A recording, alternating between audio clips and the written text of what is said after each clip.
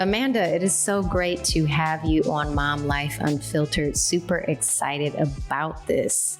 Amanda, thanks for having me. Thank you. Thank you for taking the time. Amanda Emmerling is a travel advisor and content creator. So welcome to the show. Yeah, I'm excited to be here and glad it worked out despite the illnesses going around. Right now, it's that season. It's always like whenever there's a change of season, there's always so much that comes with it. I know. So much that comes with it. So tell me, how did you get into being a travel advisor? What inspired that? I was actually in banking before. I was a COO for a lending group whenever I left my job when my son was 18 months old. Mm-hmm. But I've always loved travel. Like from the time we finally decided to have kids, we were married 7 years before we had him. And I was like, this is a big part of our life. It's going to continue to be a part of our life. So he was on his first flight at 7 weeks and like had road tripped at 6 weeks.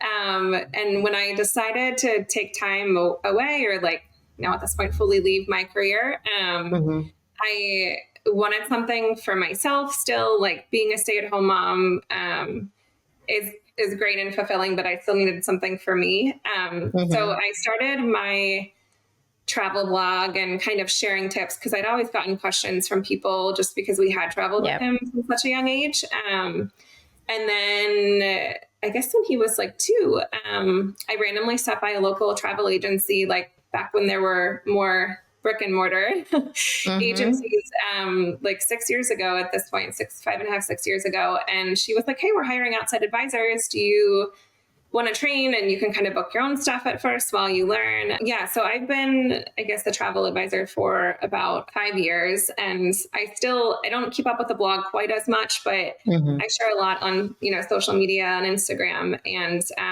I've been able to, for the most part, kind of balance still being home with my youngest when she's not in preschool and doing that. So my schedule's, like I say, I work part-time all the time, but it's been great. So yeah, it was not the path that I ever thought I would take. I went to business school and just life changed things. And so I'm excited that I found something that I can kind of do while balancing motherhood as much as I can.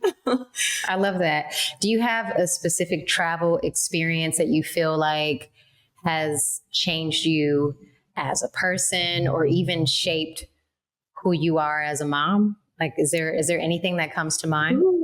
I mean, there's a few. I would say, like my first back to college, like my spring break one year, we decided to go to London, and that was my first like international travel experience, like to Europe. And I love Europe to this day. Like I will choose it over anything for the most part. And that really like opened my eyes to doing like more things, seeing more, experiencing more. So my husband hadn't traveled a lot when we got together, and we kind of went all over the place when it was just him and I. And then having kids, there's so many different moments, like good and bad. I remember when my son, I would say like one of the best trips that we've ever taken, he was 2 and we did a road trip. I tend to like convince my husband with sports, so he's really into golf. And we went to Northern Ireland for the Open and like road tripped around Northern Ireland, and everybody was like so friendly, so sweet. My son, like just everything went so well. So it gave me like the confidence to take those big trips again. And it just honestly was one of the best trips we've ever taken. Going to Europe with 2 kids was a little bit different experience because, we went there. I can imagine. My daughter, like, even a year makes a huge difference. Like, we went to London and Paris last year. She was 3, and she's like my warm weather, like, doesn't like layers or shoes or socks or like any of that. And it was like cool and rainy in Paris, and she was just like in a mood the whole time. I don't blame her. I don't like cold weather.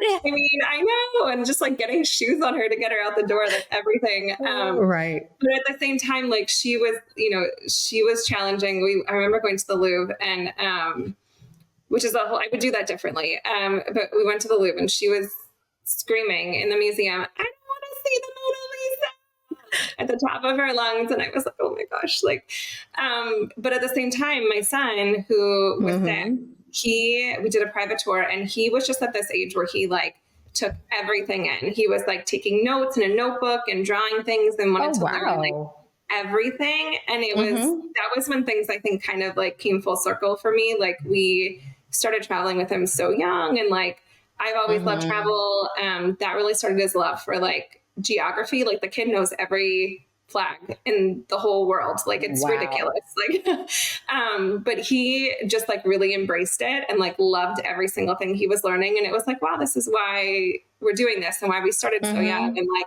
even with my daughter a year later, like trips with her have been so much easier because they're learning and growing and changing like all the time. So I think the biggest thing for me is like not to let one experience like deter you from getting out there again, because kids are like, they're always changing their minds, their bodies, like everything. Right. So a bad experience one time could be an amazing experience. Right. Or even months from then. Absolutely. And so are we, you know, as adults, we're changing. So like what was a bad experience for you a year or two ago could be, you might have a different level of capacity. Yeah. You know what I mean? Yeah. And I try not to like rule out a place or just based on like one experience. Because I agree. I even had like a friend and client who had gone to London, for example, when she was in high school, and she didn't love it. But I was planning a surprise trip with her husband, and he was like, I love the idea of the English countryside, but she didn't like London. They come back and she's like, oh my God, I loved it. Like, it was so different. I want to go back again. So it is like, even, 10 years can make a difference as an adult. Exactly. A big difference. So yeah. Exactly. Do you find like, okay, when you travel with your children, do you have moments where you're like, okay, I know I'm here with my children and my husband, but I'm going to sneak off and do this one thing for me. Do you have those moments? Do you do that? Like, how do you fit that in? What do you do? It kind of depends. Like, yeah, I used to always, even when I was with my husband, like I'm a morning person. So my thing was always, back when I ran, now it's like more walking. Like I would wake up early and just go out the door, like before like the city, before wherever I am, like before everyone wakes up. And I just love like that quiet, like downtime to like explore and start the day. Right. So I do still try to do that. Now my daughter, when she was like a baby, like I would put her in the stroller, like we'd go out. Like I remember we were at Key West and it was literally just like us and the roosters everywhere. I don't know if you've been there. There was like roosters everywhere, but we saw like so much in the morning while everyone was still sleeping. And she's been like my little buddy. Like I just, throw her in the stroller, take her with me. 'Cause she's up too. So it makes it, I also learned to like wear lounge clothes to bed because a lot of times with her, like I'm just literally like rolling out. So, right. And it's okay. It's okay to do that. Yeah. And now as like they get older, like if the kids, she's kind of out of nap phase, but my son needs downtime in the afternoon and so does my husband, honestly. Right. So the afternoons will kind of be like my time to like go out and explore while everyone's just like having their downtime. Do you find that like if we compared it to trips where you didn't get a chance to do that versus trips where you did, is there a big contrast? Like how important is that for you to have that like chunk of time cut out for yourself to reconnect with you? I feel like there's definitely a difference in like my stress level. I just took both my kids on a cruise and we met my mom there. So we didn't travel with her. We were like overnight by ourselves the first night. We had our own room. And that was an experience for me, just like having both kids being in a destination, because even though she was there and like my aunt was there, like a lot of things I was managing on my own. So like when one kid wanted to do something, the other one didn't, like that became a new thing for us to navigate because my kids are so different. Like sometimes I wonder like how they were raised by the same parents, same household. But yeah, I did feel like a lot less the trip was amazing. It was so much fun, but I was definitely like less rested and didn't feel like I got to experience as much as I like normally would, which is fine. I went in with that, like knowing that. But yeah, I definitely feel different, like coming home from a trip like that where I don't get any of my own time. Right. And that makes a lot of sense.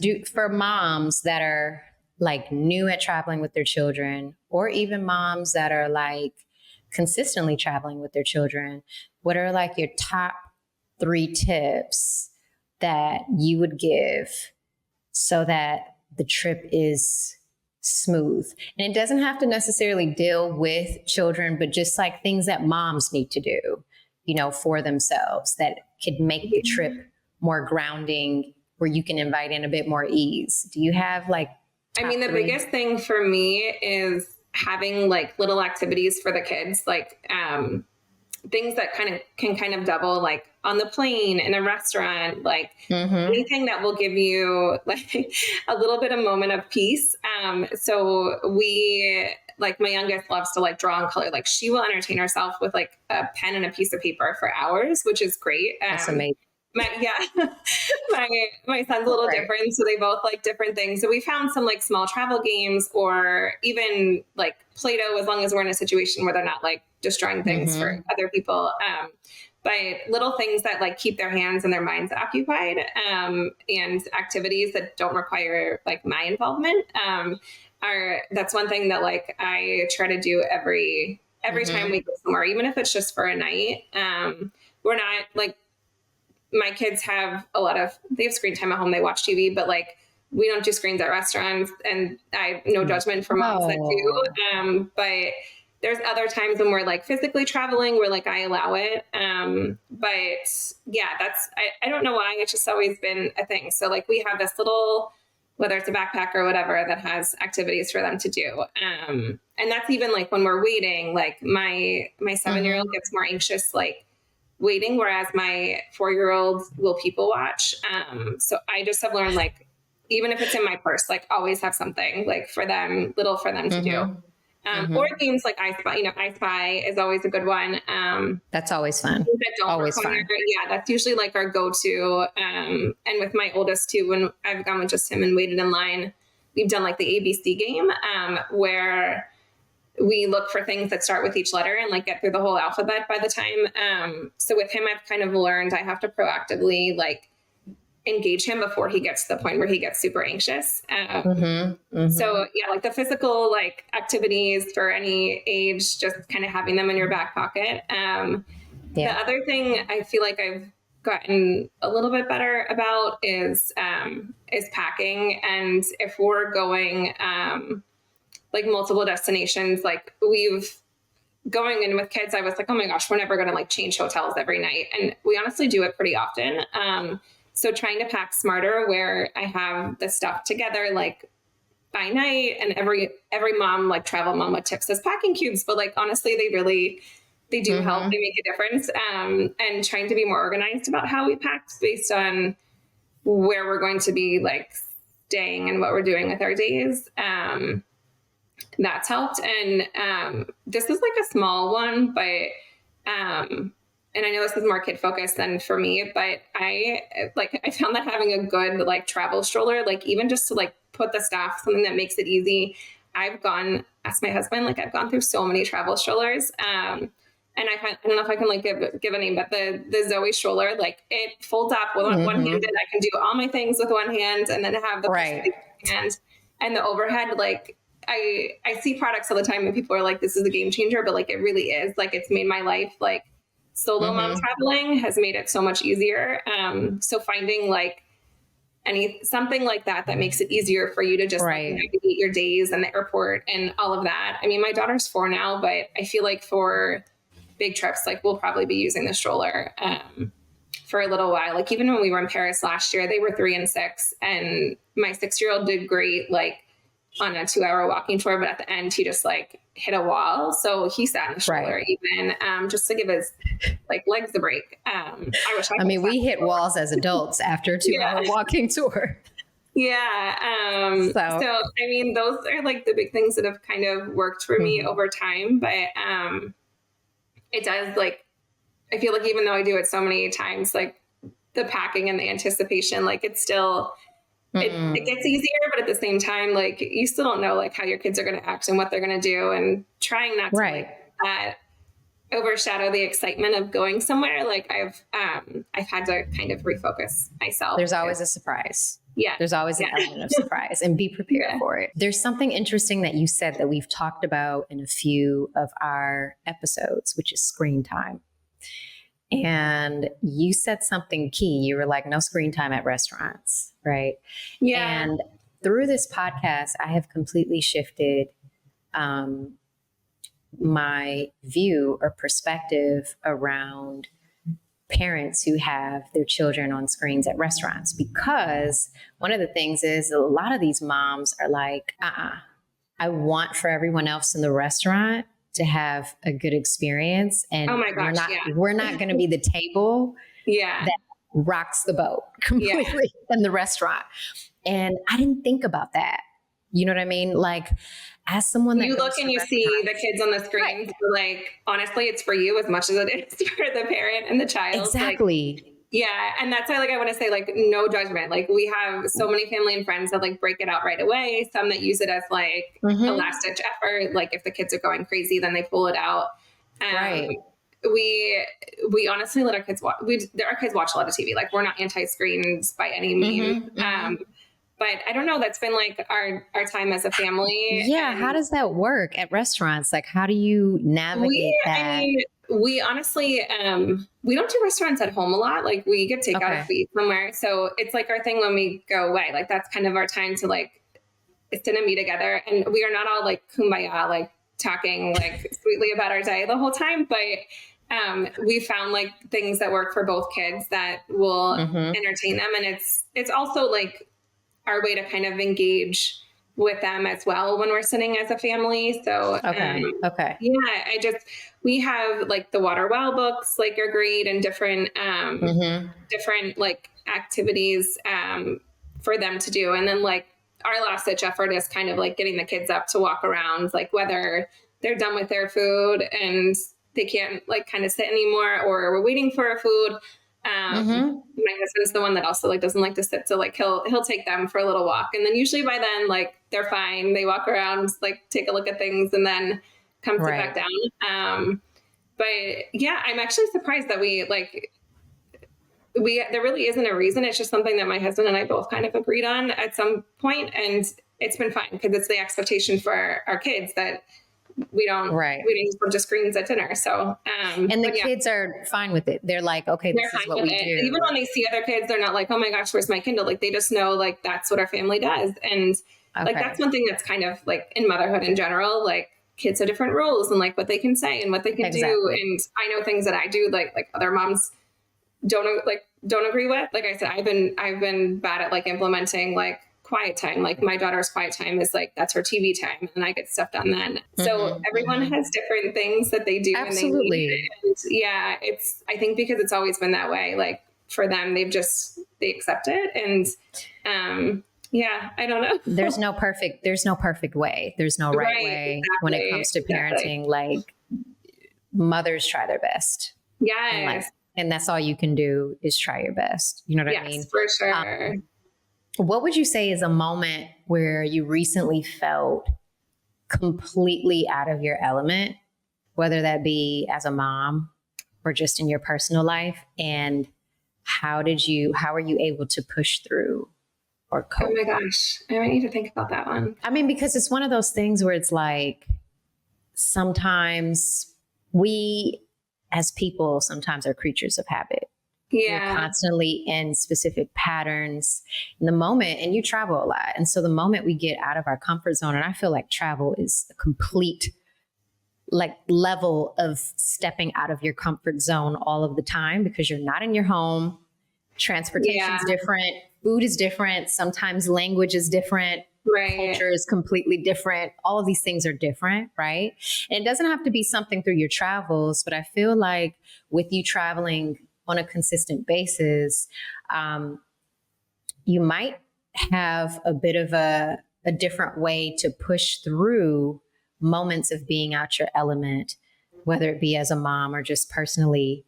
And there might be a way that you are like, okay, this is how I'm going to cope with this, because this is, I'm going to just guess and say that's kind of like your jam and you don't know it yet. It is. And I have this way of like kind of compartmentalizing.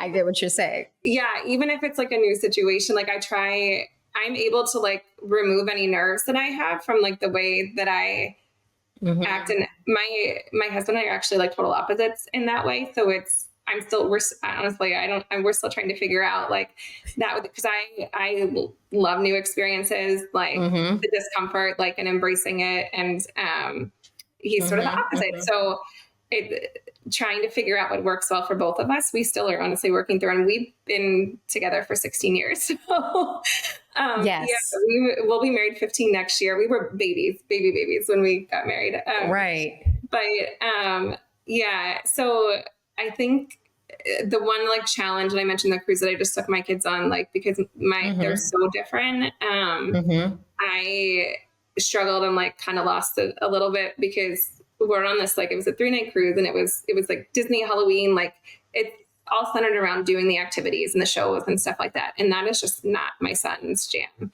Like, he sees the crowds and the people and he gets like overwhelmed. And I kind of knew that. And going into it, I was like, if there's something you don't want to do, like, that's your time for the kids club. Like, Maddie wants to do everything, my daughter. And that's kind of what they were here for. And I almost just brought her because I knew that it would be a totally different situation, but I don't want to like leave him out of everything because he's in school now. And so, that I think I finally was saved by, I think, my mom or my aunt. But there was one situation where I just had to say, okay, like I can't cope with his constant, like, I don't know it, I don't want to do this. And I was finally just like, I'm leaving, I can't do this. Like, and then there was another situation where I kind of stood my ground and I was like, then I'm going to walk you to the kids club. We're going to come back and do this. But navigating both kids without having another parent to step in, because he tends to go with my husband because they're similar personalities, and my daughter. I was just about to say that. Me. Yeah. Right. That was probably like the hardest time I've had,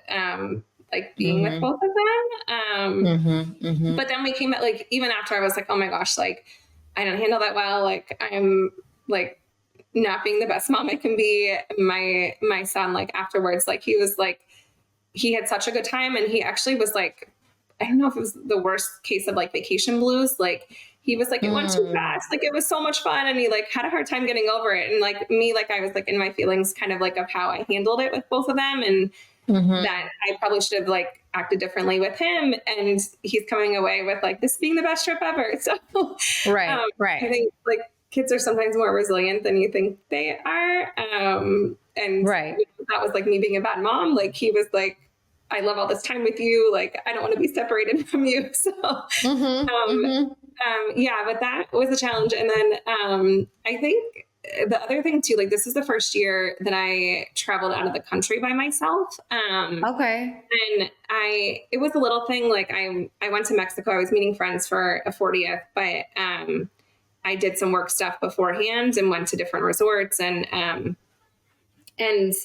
I think, and I got a lot of questions from people too beforehand, like about wearing jewelry and like safety and all of that. I wasn't necessarily like playing the travel agent on this trip, but I always kind of am. And that I think, was big for me, just realizing that like, I can do this and this is part of my job and like, I'm going to do it again. And it was uncomfortable, but also like super exciting because like I'm at this point where I've turned something that was a hobby into a career that I love. And I went, which is huge. Like, yeah, I'm getting off top, but like so many years of my life, like not enjoying what was kind of sucking the life out of me. So yeah. So I think just like embracing those moments where like you're uncomfortable, that's kind of where you grow. Right. And I think, sometimes moms, like through my time of being a co-host on this podcast, a lot of times I've noticed that moms are like, oh, I felt bad. Like I was beating myself up. And I'm like, you guys are all doing amazing. You know what I mean? Yeah, it's honestly we never look at the flip side of how bad it oh my gosh, really I should have done that. Yeah. Right. It could be way worse. And it feels like, you had sometimes, moms have to create boundaries. Yes. You know what I mean? You have to go, okay, I can't.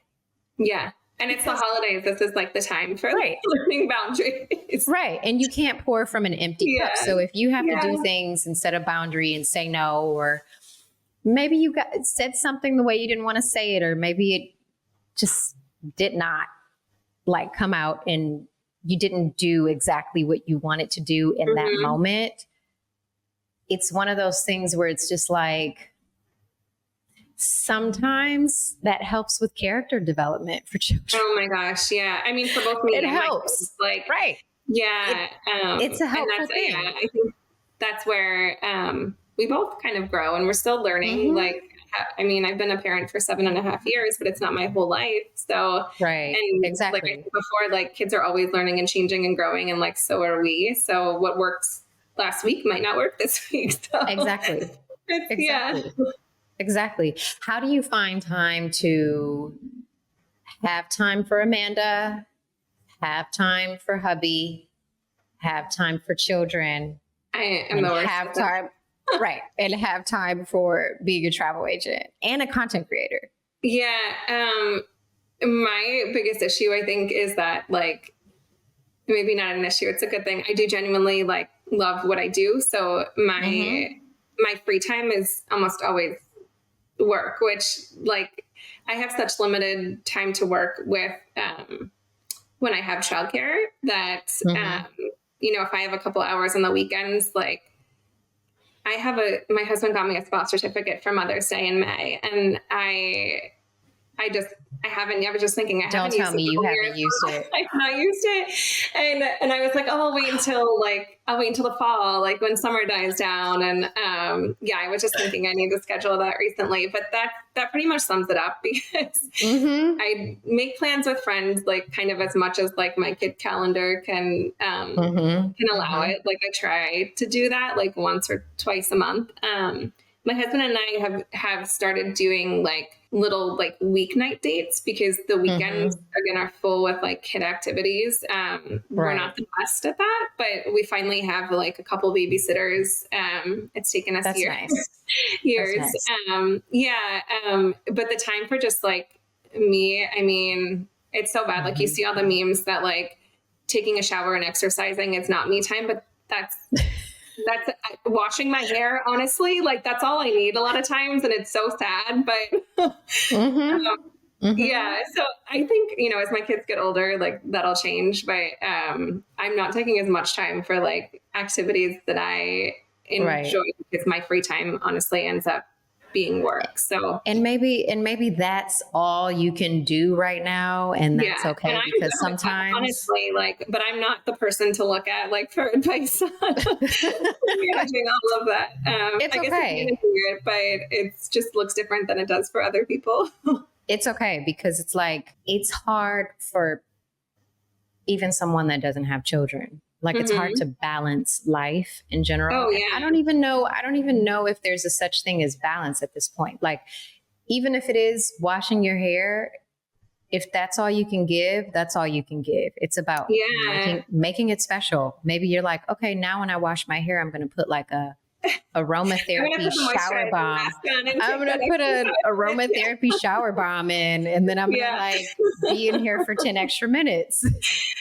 Honestly, it's so sad sometimes, but that's, And I remember when I was in the corporate world, one of the executives who was a mom who had actually taken 10 years off of her career. And she kind of said, there's no such thing as work-life balance. It doesn't matter if you're a mom or not. Sometimes you're focusing more on work. Sometimes you're focusing more on life. You really can't mentally do both at the same time. Right. And it's interesting now in my career where I'm kind of a work at home mom. Balancing now looks a lot different than it did when I was in the corporate world, because then I was physically removed from my kids. And in some cases it was easier, but I didn't have a job that I could leave at home. It was 24/7. I always I was almost always available. And I traveled in a different way. I've, traveled like corporate travel away from my, my son, who was one at the time, to now it's kind of like this constantly having to navigate like the kids being around and limited time to get stuff done. They're both very different, but also a little bit of the same. But mentally, like, I feel better knowing that, like, when I'm taking time away, it's from something that I love. And I have like an obsessive personality with things, and I would rather be obsessing over travel. And again, something that I'm super passionate about than like regulations and and banking and all of these things that, it was also like a huge stretch. Like, I started in HR in my career. So, I'd rather be consumed by something that I love, like my family and travel, than something that I don't. So I'm like very fortunate at least, that I've been able to find something that I do enjoy, and have been able to kind of work out the financial part of it, and all of that. So when your children grow up, what do you hope that they remember most about the travel experiences that you've shared? I mean, honestly, the quality time together. And I think that's why my son had such a hard time, like, readjusting to school after we had just gone on this cruise, because like my husband is usually the default parent with him, and it was more time with mom, like for bedtime and all of that.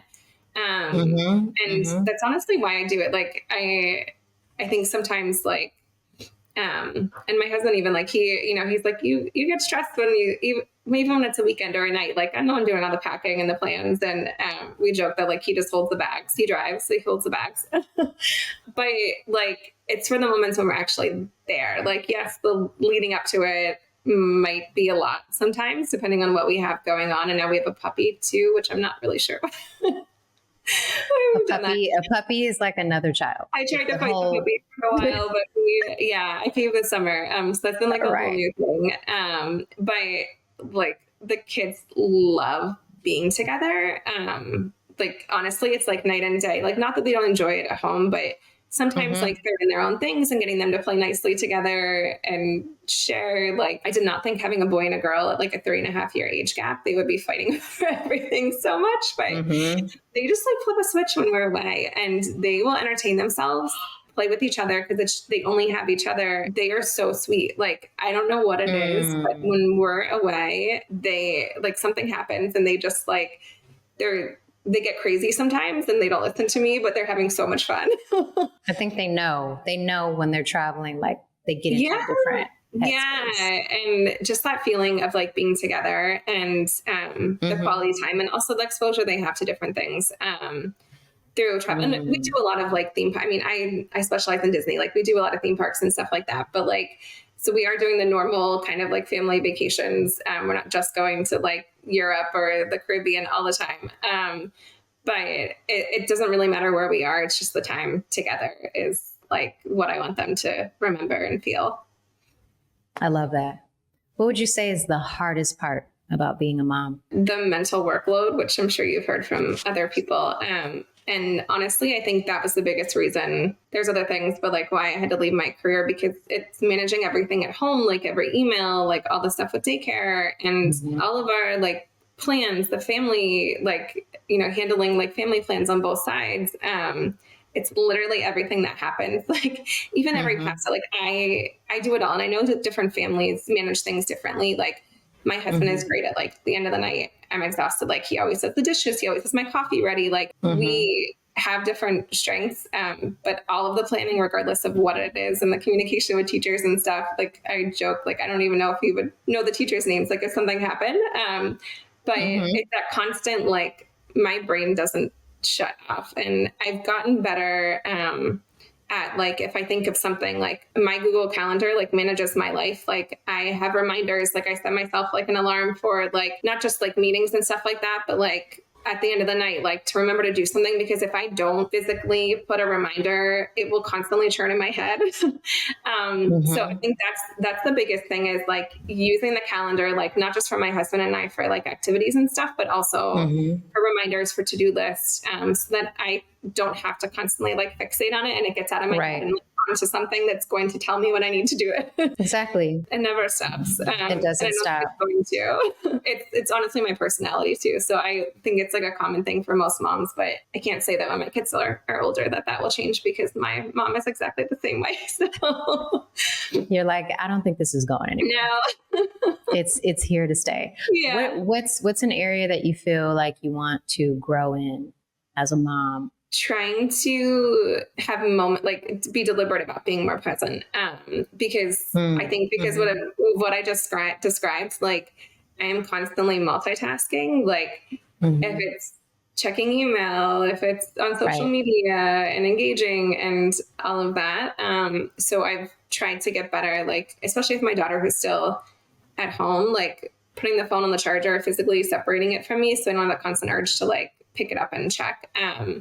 And I think that's why, like, even when we're traveling too, like I am sharing, I don't share in the moment. I always share like at the end of the night or like when we're back from the activity. Cause it's just like, I want to be present with my kids as much as I can while still like snapping pictures. Like my friends always joke, they don't even know like when I took a picture, and sometimes they're not great, but I'm not one of those like influencers that's deliberate about like, let's set up like this certain reel, or let's take this like post picture. Like I'm kind of doing it in the moment quickly so I can still enjoy my time with the kids. And I tend to just have like an ongoing, like I take the content or like the video as I'm walking, and then afterwards I'll figure out like what I'm going to do with it. Being deliberate about being present is one thing that I struggle with, and that's a good one, because I mean, I want to be present too. Like just as a human, as a woman, like I want to be more present. And I do realize that we live in a digital age, and technology is only becoming more intense. So it's a thing of like, we're constantly distracted. We're overly stimulated. Like that is overly, there's so much stimulation. It makes no sense. It's just constant overload. So that's a good one. Being present. Yes. Yeah. And I feel like when I find myself like straying from that and I forget, like I really have to like put myself back in check to make sure that I am again deliberate about that, like putting the phone away where I can't touch it. Right. And I mean, like none of us are living monk lives. You know what I mean? We're not. We are constantly plugged in. We are connecting and exchanging with people. Mothers are thinking about their children consistently. Like there is a constant ebb and flow of just things coming at us. Yes. And sometimes life is lifing. And it's a bit hard to like get outside of that and see the macro, just have a bird's eye view and go, okay, I can take a deep breath. Everything's going to be okay. I'm good. Sometimes when you're just in the minutia of things, it's like hard to step outside of that. Mm-hmm. You know what I mean? If you had to sum up your life right now in one word, what would it be and why? I mean, chaotic is the first word. I wish I had a better word. In my household, like if I turn this a little bit, like you'll see where like I put the stuff in the corners. Right. We're just like at that stage of life. And I like the kid activities and balancing, especially right now, like you probably see on like some of the like mom, it's literally like the week before Christmas, every day is like a spirit day. And like, why do they do stuff like that? It's honestly, it's chaotic. Like it's the stage of life that we're in right now. And I love that you're owning it. You're owning it. It's good. You're not ashamed. This is what Mom Life Unfiltered is about. You know what I mean? It's like, this is my word, chaotic. And it's okay. And I think that I love that you chose that word because, you know, maybe some people would be afraid to choose it. Some moms, they'd be like, I don't want to put out there that my life is chaotic because what would people think? And it's like, no, that's real. That's true. Yeah.